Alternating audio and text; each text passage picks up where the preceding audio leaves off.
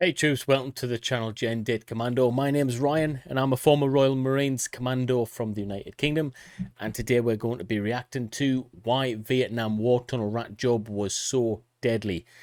It sounds deadly, guys, alright? Tunnel Rat. Not a type of job I'd be liking to doing. Don't really know what it entails, but I can have a few guesses, guys, alright?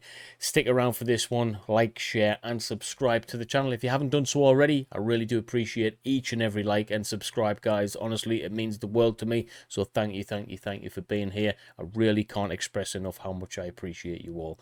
So, without further ado, let's just get straight into this one. I'll see you guys in the comments. June 11th, 1969, Ba Ria City, Vung Tau Province, Vietnam. A newbie tunnel rat arrived at the base to a scene of utter destruction. Just days earlier, a platoon was hit by an M16 mine, aka the Jumping Jack. It got that name for the way it jumped in the air when stepped on. It killed 3 men and injured 24 others. Not long after the hidden enemy injured 24. My goodness. Now, there's a reason why in the military, especially the Marines, we talk about space-ins a lot. Space out, guys. laid an anti-personnel mine, a personnel carrier hit that mine. It was the first time that the unseasoned tunnel rat saw a dead body. It was chaos, each and every day. He had to learn fast. The #1 tunnel rat, nicknamed Yogi, was hit twice by mines. Bits were hanging off him as he told the newbie what he had to do next. This was not a job for the faint of heart, but someone had to do it. That story is true. It happened to a combat engineer in the Australian Army. He took on one of the hardest and scariest roles in the war, that of a tunnel rat. We'll get back to his story, but first, let's talk about the job. I'm excited to hear this one. Going to war guys, with this is going to be good, this one, honestly. Cong. The French fought the Viet Minh from 1946 to 1954. During that time, the Viet Minh learned a thing or two about fighting a superpower. To beat someone far more powerful than yourself, you had to resort to guerrilla tactics. One of those tactics was keeping below ground. Whoa. And so the Viet Minh got to work building a massive complex of tunnels. When the Americans arrived in 1955, the tunnels were already vast, but it was the Viet Cong that really made them a feat of engineering. During the Vietnam War, or the American War to the Vietnamese, the Viet Cong used those tunnels for all kinds of things. While the opening to the tunnels was small, they might lead to a complex system of tunnels that would lead to large underground spaces. Whoa. It was within these spaces that the Viet Cong... Seriously, guys, this is a job role that I would be like, hang on a minute, I didn't sign up for this. I didn't even know this existed in Vietnam. This is crazy. I knew they built tunnels and stuff, but I didn't realize they had people going in there from the American side. Man, respect. would hide, eat, sleep, and machinate attacks on their enemy. The tunnel served as headquarters, hospitals, barracks, and storage facilities. What? Since they had ventilation systems, it was possible to stay down there for a prolonged period of time. So we're not so much talking about men burrowing like rabbits, but men living in a subterranean world.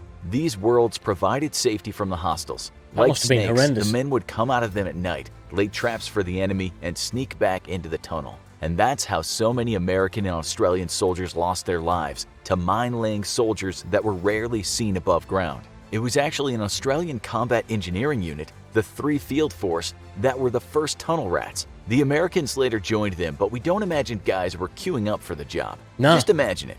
They find the entrance but have no idea where the tunnel will lead or who they will encounter down there. That wasn't the only threat of humans to worry about, too. Vietnam is in the tropics, and the tropics are home to all kinds of dangerous creatures. Have you ever seen a Vietnamese giant centipede? Those...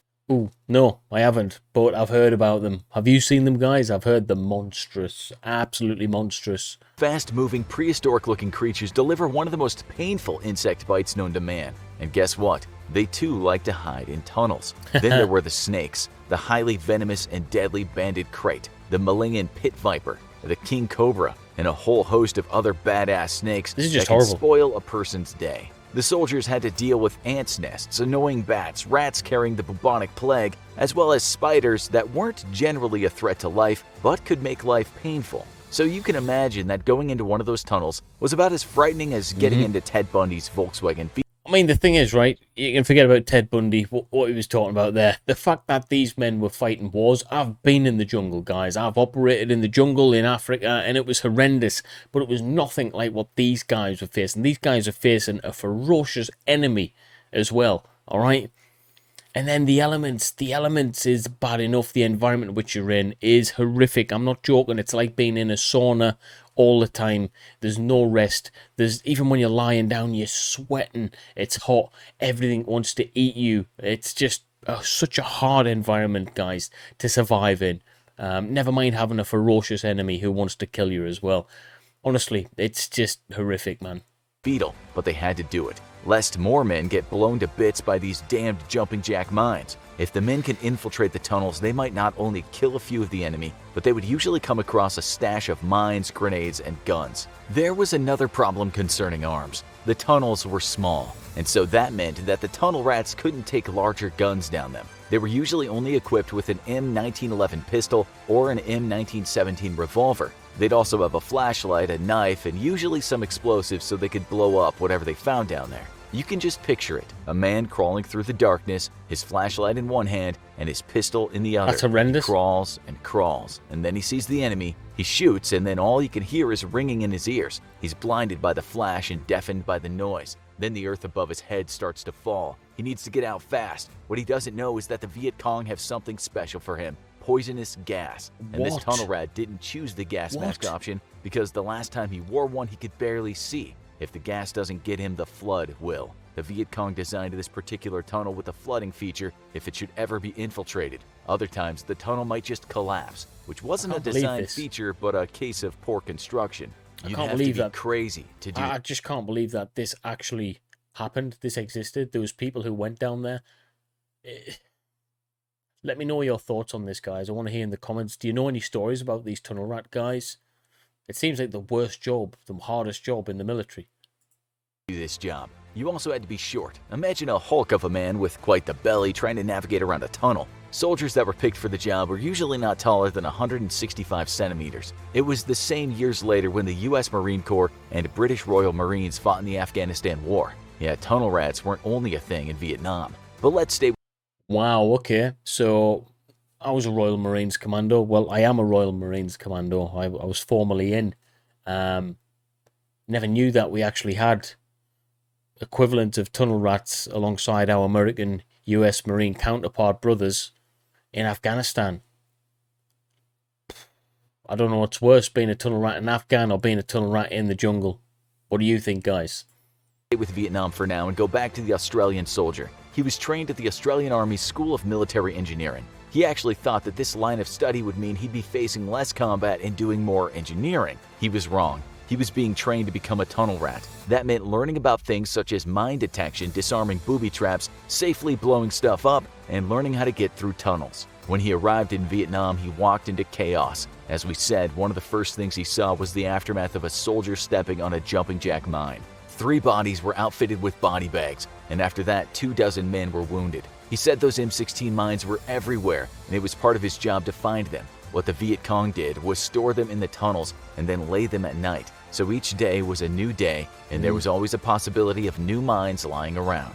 That's why the tunnel rat had such an important job. Find where the mines were stored and blow up the tunnel, and then no more mines. When he started the job, he worked as a tunnel rat number 2. He worked in a pair with tunnel rat number 1, and when 6 months was up, he became number 1, and he was joined by a newbie. He hadn't been a number 2 for long when he heard that a number 1 tunnel rat named Yogi had stood on a mine. Yogi was alive, but as you can imagine, he wasn't looking too well. In fact, only 3 Australians that stood on mines made it back home with their legs and lives intact. Yogi was one of them. He was lucky. The fatality rate in his unit was 33%.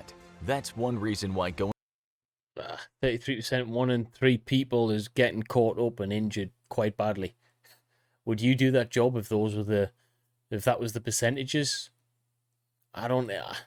These brave men need more respect, man.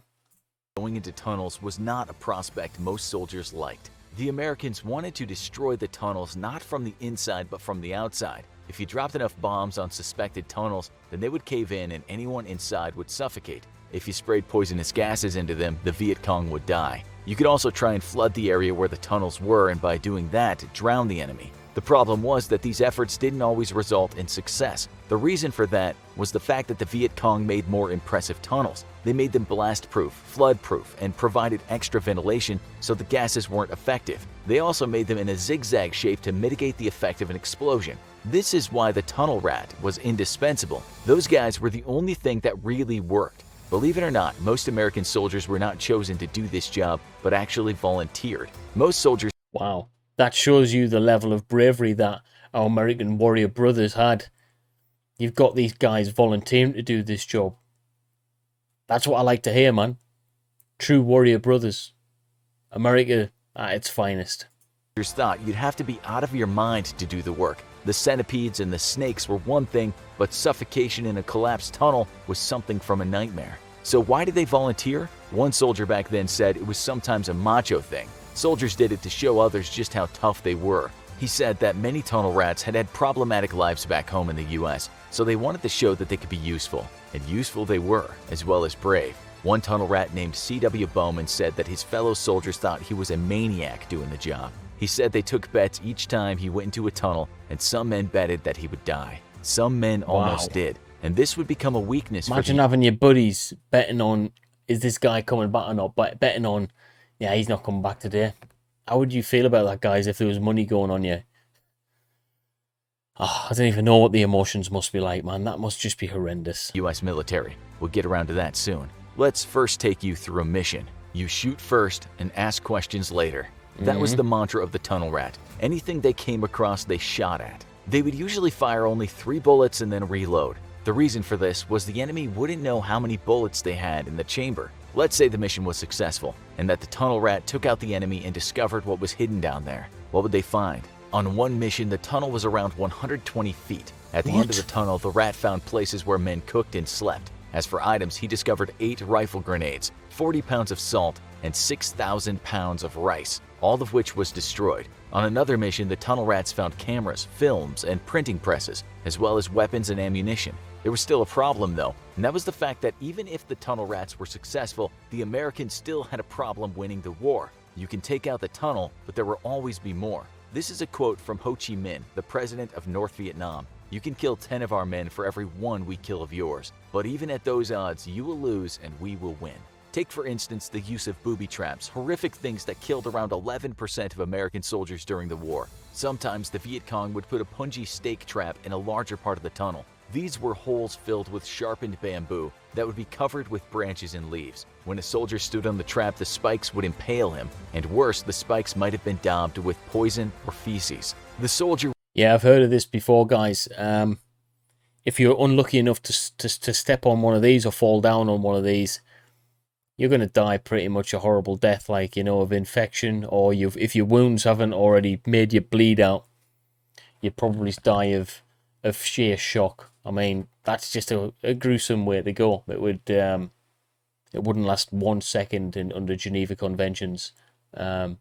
Rules of war, yeah, don't apply in some places of the world. What's your thought patterns on that, guys? Should we follow their rules? I don't know. I think sometimes we need to throw the rules out the window. would then scream out, but he wouldn't die. This was the point, because the Viet Cong wanted more men to go down into the tunnel. Not only were there often more traps down there, but even if there weren't, pulling an injured man off sharp sticks and dragging him out through the tunnel was very time-consuming. The Viet Cong would later say that the Americans spent so much time and energy rescuing their injured comrades that they had lots of time to regroup and plan what they were going to do next. The sheer horror of these traps were also very bad for morale. This is what Ho Chi Minh was referring to when he said the Americans would not be victorious. He was right too. There were other kinds of traps. A tunnel rat might have hit a tripwire while crawling, and then the tunnel would have collapsed on him. There's a story of a tunnel rat that popped his head out of one entrance and that triggered a spear that went through his neck. At other times, the Viet Cong made traps like something you might have seen in an Indiana Jones movie. A man could hit a tripwire in a tunnel, and then a concrete ball studded with spikes would come flying at him. A lieutenant named— This is genuinely like a horror movie, guys. Vietnam, I reckon Vietnam's probably one of the most horrific wars of the modern era. Without question. You tell me a war that was more horrific than this in terms of the horrors, the traps, the deadly thought pattern of the Viet Cong. All right, what they were prepared to do. They're prepared to do anything. Absolutely anything, guys. You tell me a worse wall than this. Put them in the comments. Named Jack Flowers said he experienced a totally different kind of trap. His comrade went into a tunnel and that man triggered a tripwire. After that, a box full of scorpions rained down on him. Snakes were also used. Sometimes the Viet Cong would place them in bamboo and tie them to the roof of the tunnel. When a soldier hit the bamboo, the snake would pop out and bite the man in his face. They scared the hell out of the soldiers, some of whom called them three-step snakes, because after you were bitten, you only had 3 steps before you died. That might be a bit of an exaggeration, but you can imagine being stuck in a dark tunnel with scorpions and snakes. Flowers went into over 100 tunnels. He later said this about the expeditions: "In these tunnels, your adrenaline was pumping like a river. I swear I could hear my heart beating. You'd feel your way along for booby traps. It got so you could sense them. Same for the VC. You could smell another human being in the tunnel. You knew he was waiting for you in the dark." All of these horrors that the Viet Cong created instilled so much fear in the men that volunteering to be a tunnel rat wasn't exactly on every soldier's mind. But some... I've got to be honest, guys. I don't think I would be, you know, I'm a Royal Marines Commando. I've passed the test. I've made the grade, but sometimes you have to accept. Would you be good enough to do that job? I wouldn't want to put my honor on the line. I wouldn't want to be brazened and say, yeah, I could do that job, because watching this, I don't think I could. I don't think I could do that job. These men are better men than me. Better men than me. I couldn't do what they do. I couldn't have done what these guys have done. I don't care. It's not in me. Someone had to do it. They had to do it for the team, so to speak. This is what one American said about hiding in tunnels. "We often wondered how things happened in the night, and we never saw what was going on. Guys getting their throats cut. Nobody ever knew where these guys were coming from. They had to go down every tunnel they could find, otherwise strange things happened during the night. It created tremendous psychological stress not knowing where the enemy was, so sending down tunnel rats was some peace of mind." There were successful tunnel campaigns, such as Operation Crimp and Operation Cedar Falls, but in the end, the Viet Cong proved to be more resilient. While the American soldiers were literally having nervous breakdowns going into the tunnels, the Vietnamese soldiers were at home in them. If the tunnels were destroyed, they just built more of them. The Americans had the task of Sisyphus, pushing the giant rock up a slope for eternity. As for the fate of the tunnel rats, there isn't any data on how many of them died, but it's thought that most of them succumbed during those horrific explorations of the Vietnamese subterranean. Out of 100 or so tunnel rats in the American Army, only 12 of them lived to tell the tale of those tunnels back on American soil. One of those men was Jack Flowers. He later said, "Why did we do it? I wasn't a tough guy. Nobody who knows me would ever suspect I could do what the tunnel rats did. I'd never want a son of mine to have to do it." I wasn't a tough guy. How many people reckon this guy is a tough guy? I'm going to be the first to put my hand up. This guy's a tough guy, a real tough guy. Thank God he said that these days men don't have to do what he did. Now you should watch this video. The insane... Wow, guys, that last bit got me, actually. How humble could he be? One of 12 people to have come back and survived. And he doesn't class himself as a tough guy. Now, that's what a tough guy is. Someone who doesn't really class himself as a tough guy. The ones that go around gobbing off and stuff, they're not normally the people that are tough. They just have to act tough. Mad respect for these people. Mad respect, guys. Like, share, and subscribe to the channel. I do this every single day. If you like what you see, then drop a comment below. If you want to support the channel a little bit further, press that join button. I really would appreciate your membership. But other than that, have a wonderful day wherever you are. Thank you for stopping by. I can't thank you guys enough. Have a nice day.